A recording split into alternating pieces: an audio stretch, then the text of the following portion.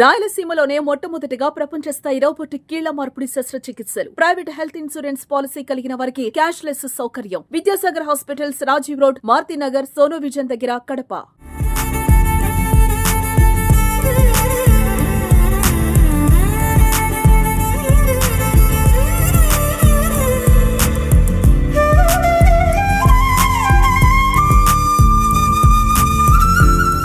ఎప్పుడు లేని విధంగా నా భూతో నా భవిష్యత్తు అంటూ సాగుతున్నటువంటి మహానాడులో కొన్ని కీలక నిర్ణయాలు జరగబోయే అవకాశాలు కనిపిస్తున్నాయి. అందులో భాగంగానే నారా లోకేష్కు ఓ కీలక పదవిని పార్టీలో ఇవ్వబోతున్నారు అంటూ ప్రచారం జరుగుతుంది. దీనిపైన మాట్లాడడానికి మనతో పాటు షాప్ చైర్మన్ రవినాయుడు ఉన్నాడు. ఆయన అడిగి మరిన్ని వివరాలు తెలుసుకుందాం.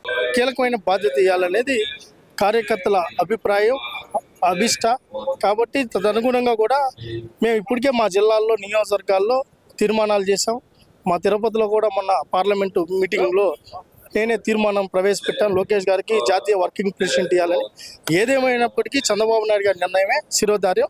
ఆయన ఇది క్రమశిక్షణ కలిగిన పార్టీ. ఆయన నిర్ణయానికి అనుగుణంగానే ముందుకెళ్తాం. మీరు అన్నారు కార్యకర్తలకు అన్ని విధాలుగా అండదండలుగా లోకేష్ ఉన్నాడు. అయితే పార్టీలో నిర్ణయాధికారం ఆయిందే అయితే యువతకు పెద్దపీట వేస్తారనే ఆశ చాలా మంది ఉంది మీలాంటి యువతలో. కాబట్టి నిర్ణయాధికారం ఆయనకు వస్తుందా పార్టీలో? అంటే యువత ఒకటే కాదు, పార్టీ మొత్తానికి ఆయనే ఇప్పుడు భరోసా. ఈ రాష్ట్ర ప్రజలకు ఆయనే భరోసా. ఒక వర్గంగా లోకేష్ గారిని చూడాల్సిన పని లేదు. ఆయన యువకుడిగా ఉన్నంత మాత్రాన యువతకే న్యాయం జరుగుతుంది కాదు, అన్ని వర్గాల ప్రజలకు న్యాయం జరుగుతుంది. కష్టపడిన సీనియర్లకి గౌరవం ఉంటుంది. నందమూరి తారక రామారావు గారితో కొనసాగుతూ ముందుకు వస్తున్న అలాంటి వ్యక్తులకి సముచిత స్థానం ఉంటుంది. అయితే కొత్త ఒరవడిని, కొత్త ఆలోచనల్ని, కొత్త విధానాలు రావాల్సిన పరిస్థితి ఉంది. ఈరోజు లోకేష్ గారు వచ్చిన తర్వాత అనేక సంస్కరణలు జరిగాయి. మేము చెప్పాం కదా, ఈరోజు 5 లక్షలు ప్రమాద భేద, అవన్నీ లోకేష్ గారికి ఆలోచించింది. ఇంత ఆలోచించే నాయకుడికి మరింతగా పదవి ఉన్నప్పుడు మరింతగా ఆలోచించే పరిస్థితి ఉంది. మరింతగా ఈ పార్టీ ముందుకెళ్తుంది. ఈ దేశంలోనే ఒక ప్రాంతీయ పార్టీ కోటి సభ్యత్వాలు చేపించిన ఏకైక నాయకుడు నారా లోకేష్ గారు. ఆయన దానికి సమన్వయకర్తగా చేసిన ఆయనే.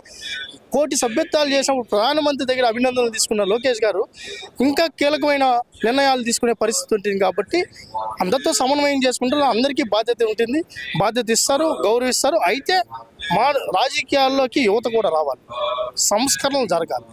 రావాలి అంటే ఇక్కడకు రావాలి అంటే పలానా పార్టీలో ఒకడు యువకుడిగా ఉండి ఒక కింది స్థాయి నుంచి పై స్థాయికి ఎదిగాడు, పార్టీ ఆ విధంగా ఎంకరేజ్ చేసింది అనే సంకేతం పార్టీ తరఫున రావాలి. ఇప్పుడు వచ్చింది కదా, మీరు ఈసారి నామినేట్ పోస్టుల్లో లోకేష్ గారు పాత్ర కీలకంగా ఉంది కదా. నేను ఒక విద్యార్థి నాయకుడు, ఎస్వి యూనివర్సిటీలో చదువుకున్న ఒక రైతు కుటుంబం. మరి లోకేష్ గారు వెన్నంటే నడిచాం. ఈరోజు షాప్ చైర్మన్ అయినారు. ప్రణవ్ గోపాల్ ఉన్నారు, ఆయన విద్యార్థి నాయకుడిగా వచ్చారు. ఈరోజు విఎంఆర్టీఏ చైర్మన్ అయినారు. ఇదే కేకే అనే ఒక అతను ఉన్నారు, రైల్వే కోడరు, అతను యువకుడిగా ఉన్నారు, ఆయనకి ఇచ్చారు. ఇలా చూసుకుంటూ పోతే ఒకరికి కాదు, మార్పు మొదలైంది, ఇంకా బలంగా ఉంటుంది. ఈ పార్టీ పునాదులు ఇంకా రూట్స్ని ఇంకా బలోపేతం చేసే పనిలో నారా లోకేష్ గారు ఉన్నారు. 43 వసంతాలు మహానాడు.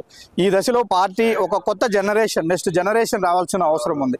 ఆ జనరేషన్లో క్రియాశీలకంగా లోకేష్ ఉండబోతున్నాడు. అంటే ఆయన మహానాడు మీద కూడా కామెంట్ చేశాడు, ఎప్పటిలాగా కాదు ఈసారి కొన్ని వెరైటీగా చేస్తూ ఉంటాడు. ఏమైనా ఉన్నాయా అలాంటివి? చూశారు కదా, మన 6 ప్రధాన అజెండాలు కూడా పెట్టారు. దాంట్లో యువగలం కూడా ఉంది. యువగలంతోనే ఒక కొత్త ఒరవడి రాష్ట్రంలో మొదలైంది. యువ రక్తం ప్రవహించింది. ఆ యువ రక్తానికి రాష్ట్ర ప్రజలు మద్దతు తెలిపారు.